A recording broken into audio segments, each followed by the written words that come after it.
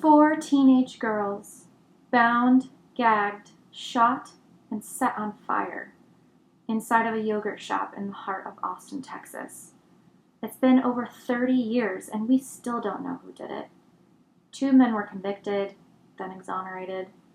A DNA match exists, but the FBI won't say who it belongs to. This isn't just a cold case. It's a firestorm of failed justice, false confessions, and secrets sealed by the government. Let's talk about what really happened inside that shop and why this case still haunts Austin.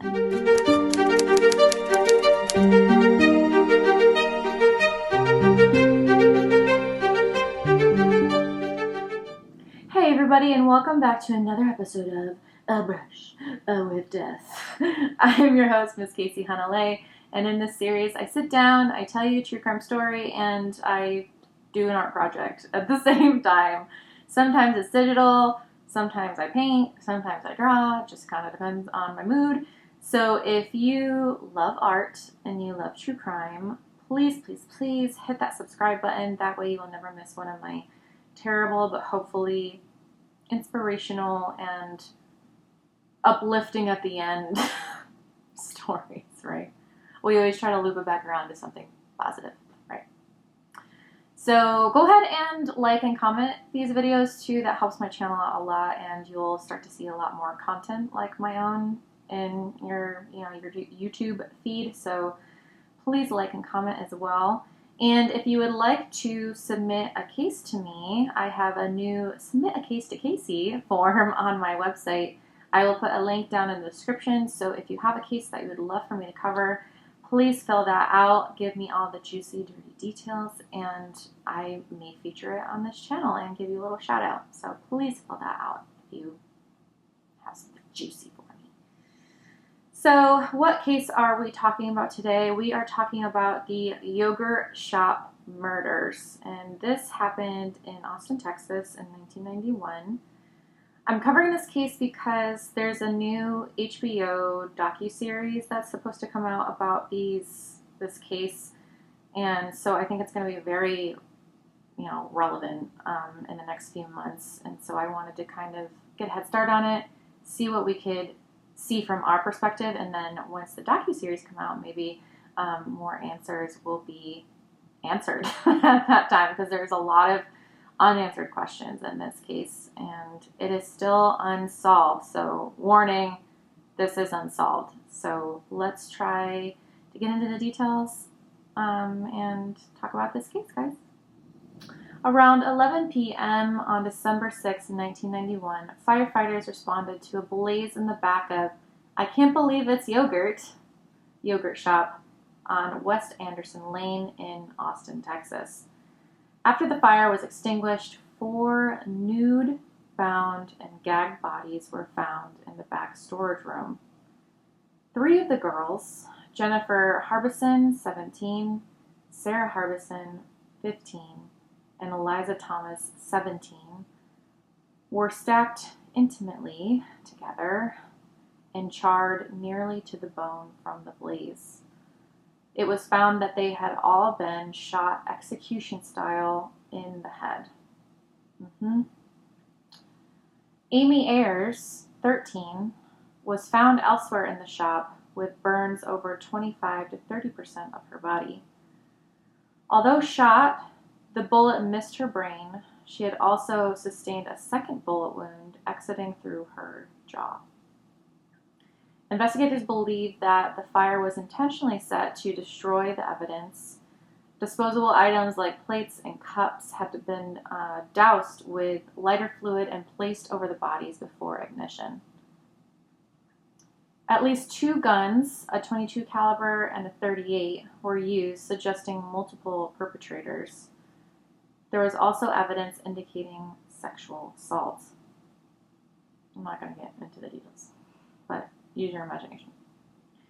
The rear door was likely left unlocked for the killers to escape, and about $540 were missing from the cash register, leading investigators to believe or consider that this may be a robbery gone wrong, as a motive.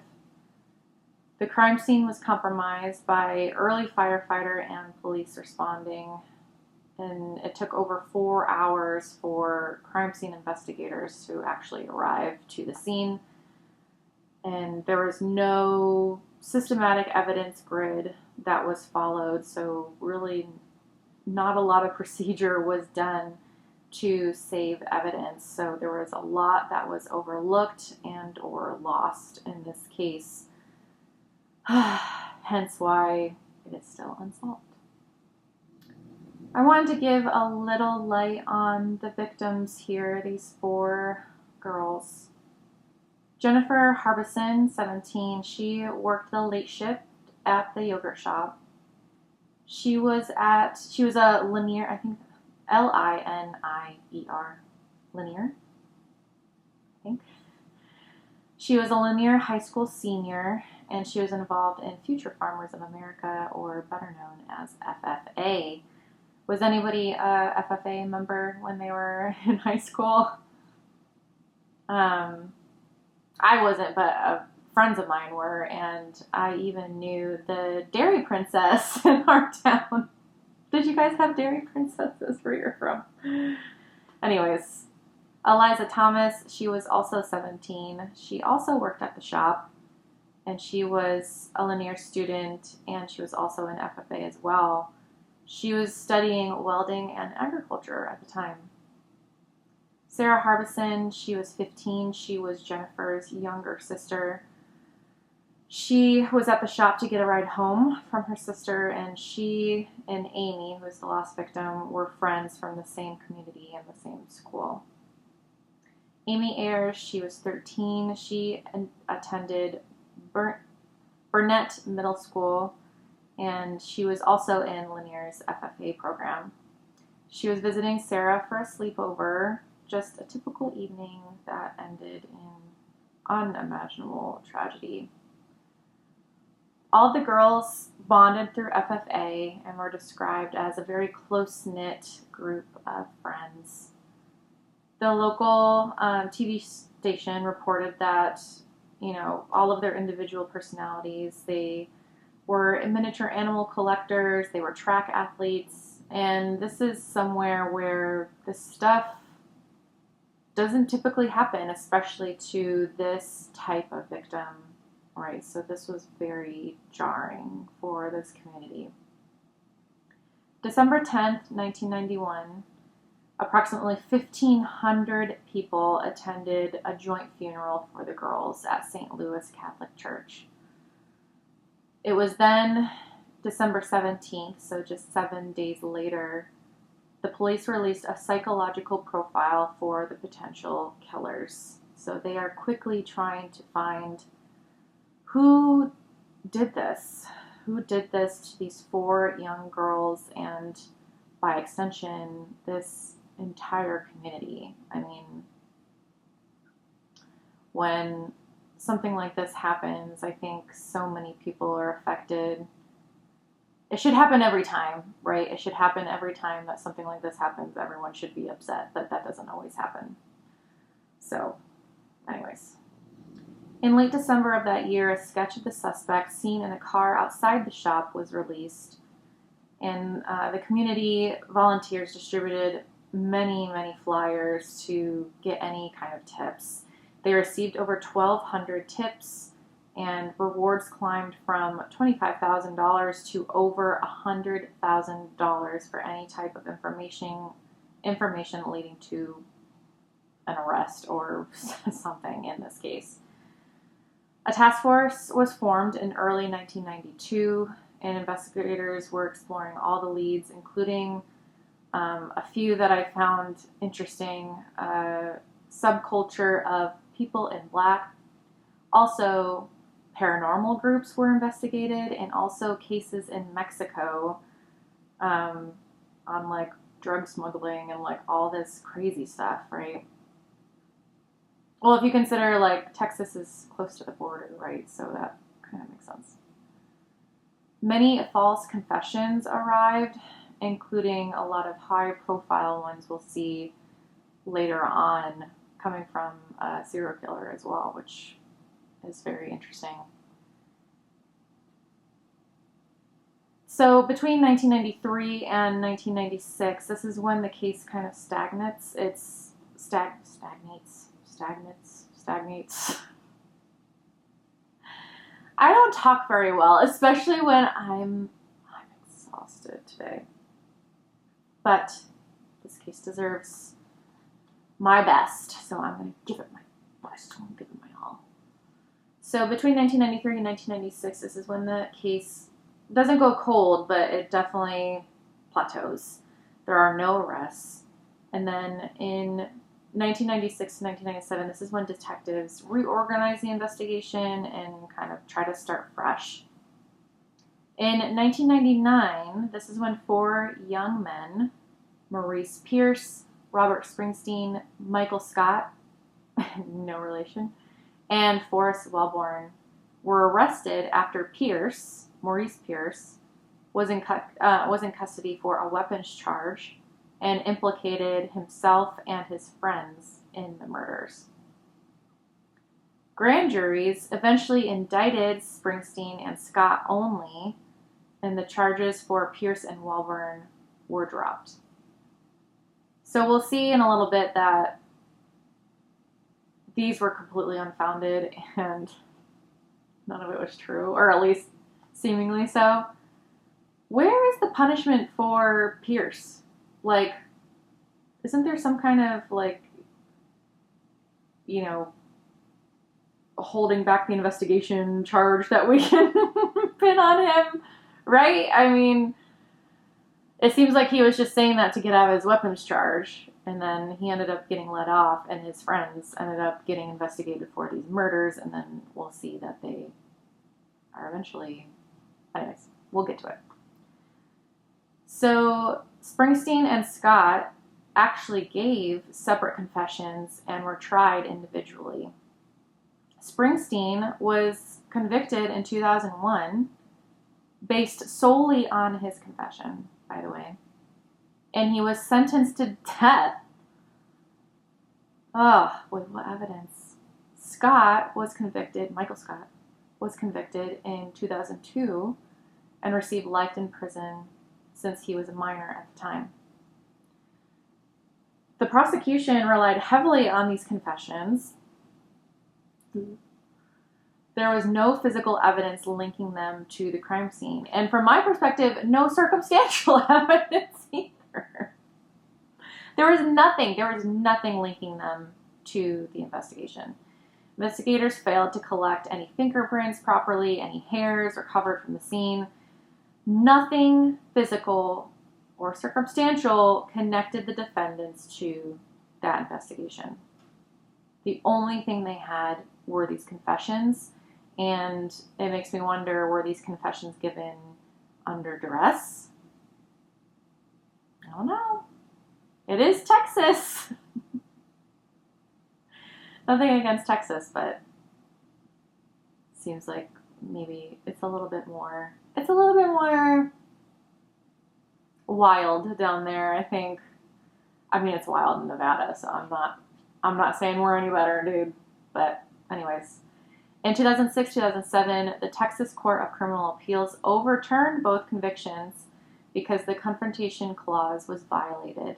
So the confessions from one defendant to the other were improperly used in one another's trials, and so they were denied a right to confront the co-defendant in those trials, right? So they were overturned based on those facts that was used improperly.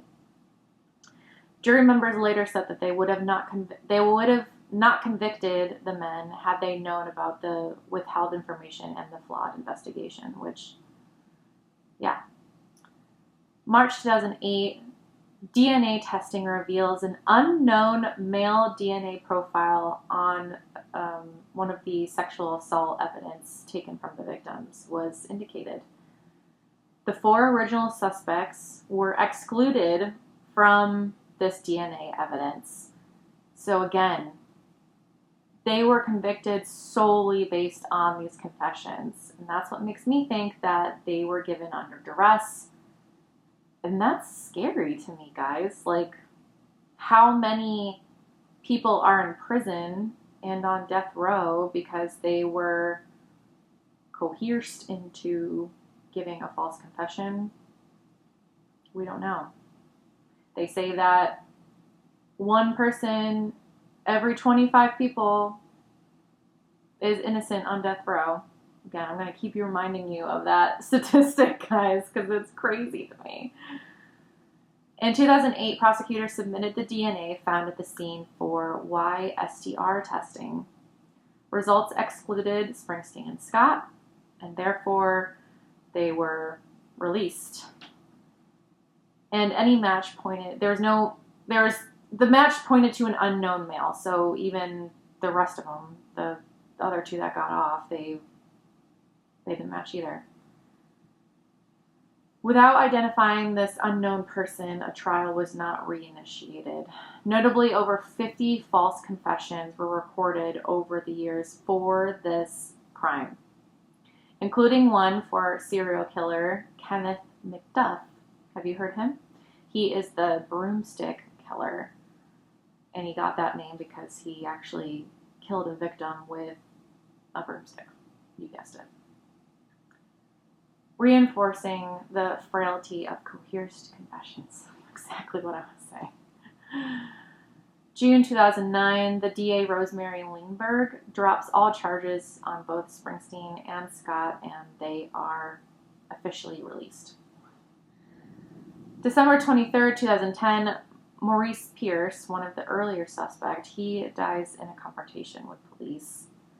And then in 2017, investigators uploaded the unknown male DNA profile to CODIS. What took them so long? We've had CODIS at least since early 2000s, right? If not late 90s. So, like, what took you so long to upload it? Maybe it was funds, maybe it was bureaucracy, you know. So CODIS is the FBI's combined DNA index system. So it takes the information from all of our states and territories, right, and all of that DNA evidence, and, you know, collaborates with each other, right? They did get a hit, meaning that the DNA matched someone in the database, but the FBI refuses to reveal who it was matched to. Why? Why, you might ask? So why would the FBI block that information? Because federal policy laws and database participation rules prevent agencies from accessing or using certain profiles in criminal trials, unless the DNA was collected for criminal investigative purposes, the matching person is already part of the criminal case, the origin of the DNA is not from a voluntary or limited use database.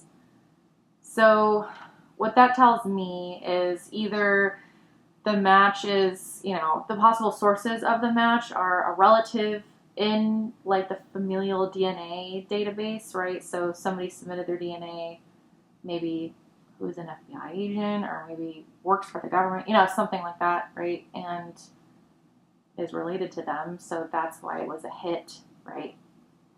Or maybe they're a volunteer donor from a research or genealogical collection like GED match. Or maybe they're a law enforcement official in an internal or protected database as well, so that's also a possibility. Or maybe it's a low confidence, like, partial match to someone existing in the database, so they're not quite sure that it's a 100% match. They just got a hit, which doesn't really tell us much, right? Thus, if the match came from a restricted source, the FBI is legally barred from disclosing that name without a court order, which they've refused or failed to obtain. Doesn't seem like anybody really cares to solve this case. So the Travis County DA and Austin PD have tried to get the identity match multiple times, but the FBI denied the request and cited the federal rules, like I just said.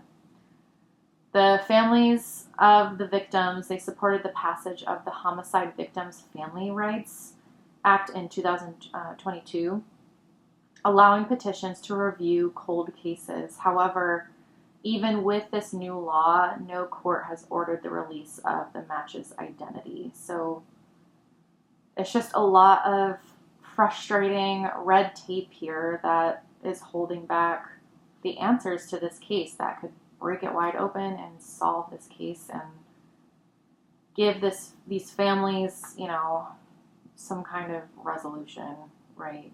Not closure, because I don't think you can ever get closure, but again, the clock is ticking on this. Victims' parents and retired investigators have called for greater transparency and are urging the state to consider genealogical testing, which is what cracked the Golden State Killer case, which I do want to cover eventually. I think that's a really interesting case and an interesting way of how they caught the Golden State Killer. I believe it was through familial DNA, and they linked it back to him, and based on the age and based on the, where he was located at the time, they narrowed it down, and then they confirmed it with actual DNA that they gathered, right? And they have to positively 100% identify that is the killer, right? However, the state and feds remain in jurisdictional. I write a lot of words on a lot of fancy words on my script that I can't actually pronounce, and I'm just doing myself a lot of favors here. So the state and the feds, they remain in jurisdictional limbo. Neither will take the legal step to force the FBI's hand. However, there is a petition that I found on change.org to release the results. It looks like there's a little over 500 signatures on it now, and they're asking for 750 to 800 signatures on it. So if you would like to read what that petition is about and possibly sign for that, I will put a link in the description so that you can go check that out and possibly help this case move forward. The reason that I'm doing this case is there is an HBO docuseries coming out about the yogurt shop murders. It's going to be directed by Margaret Brown, and it's going to be produced by A24, which is our favorite production company right now, I feel like, and Fruit Tree, which is actually Emma Stone's production company, which I thought was interesting. There's going to be a 4-part series debuting on August 3rd, 2025, airing Sunday nights at 9 p.m. on HBO and streaming on Max. The series will include never-before-seen footage, interrogation tapes, and survivor and investigator interviews, and the stories of the 2 men who were wrongfully imprisoned and then exonerated in 2009. So I wanted to cover this case preemptively before that docuseries came out because I thought this case deserves as much attention as we can give it, and hopefully this stirs interest back up in this case and finally pushes it to the end where we can get some kind of resolution and we can see who matches that DNA and try to find the person or persons that committed this horrible, horrible crime and killed these 4 innocent children. And I also think about the families too. They are in limbo too, and they can't fully grieve and get through the grief process if this wound keeps being opened over and over and over and over again, right? And, grief never goes away, but it definitely gets easier when you have answers, I believe. So I just want to try to get these families answers, So like always, I like to end on a quote.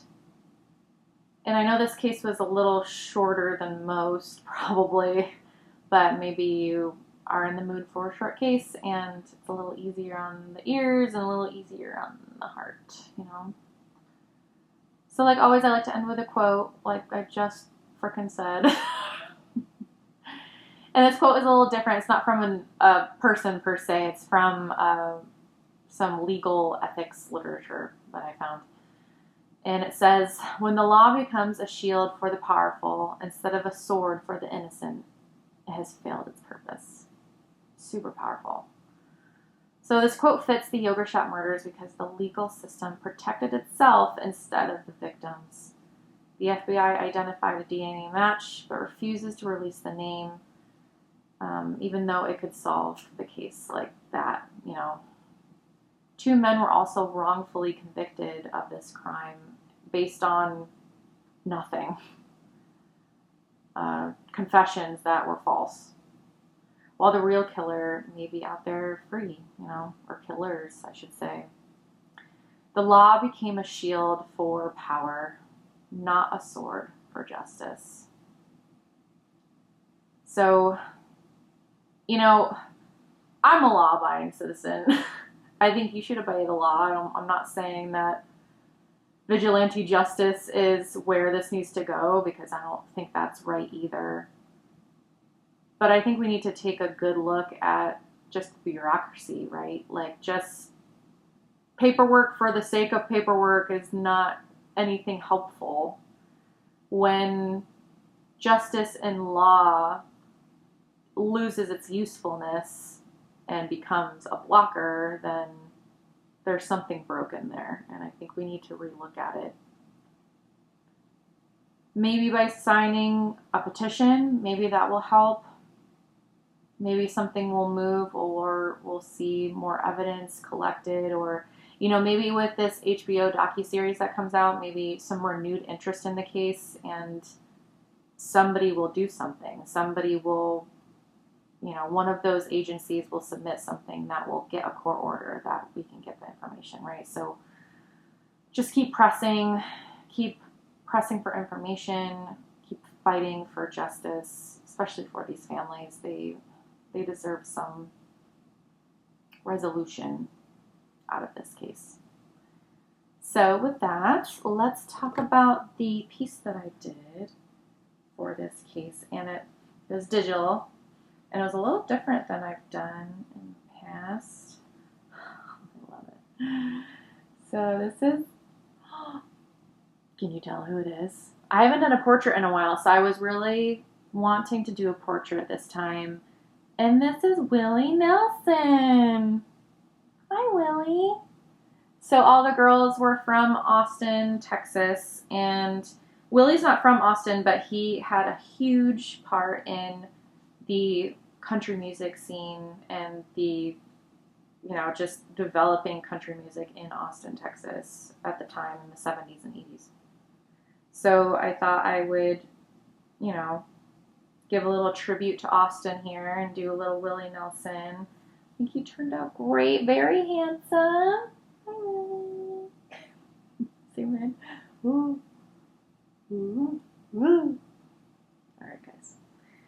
Well, I hope that you liked that case. I know it was a little different than I normally do, but I thought it was important to cover just because it is unsolved, and I think there's an opportunity for people like us on social media and stuff to properly push this case into maybe some kind of resolution. So I thought it was really important for me to cover it.